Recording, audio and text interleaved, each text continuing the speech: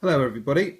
Tonight I'd like to share with you what wood turners and wood workers call the popping of the grain, and that basically means when you add oil, and tonight we're going to be using quick drying tung oil with a simple rag, and we're going to be putting its first coat on. This is sweet chestnut. This has literally just come off of the lathe, and what we'll do, we'll put 3 to 4 coats of this oil on, and then once it's dried, because it's quick drying, it takes about a day after its last coat, I'll pop it back onto the lathe and buff it over with some very fine wool and wire wool, that is, and it'll be good to go. So let's see how it goes. So you load up the rag like that, you don't pour it in, and you just start working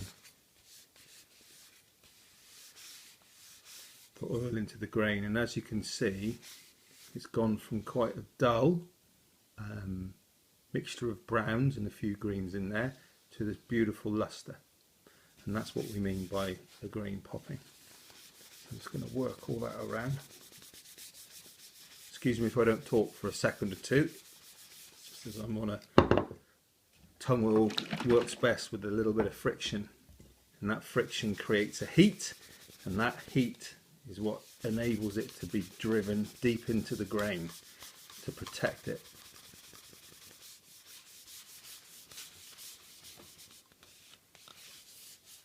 I'll do that base last because we put our markings and stuff like that on there.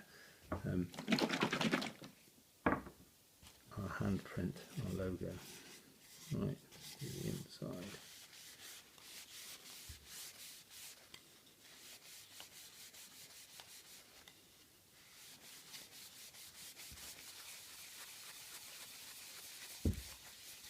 And there you go.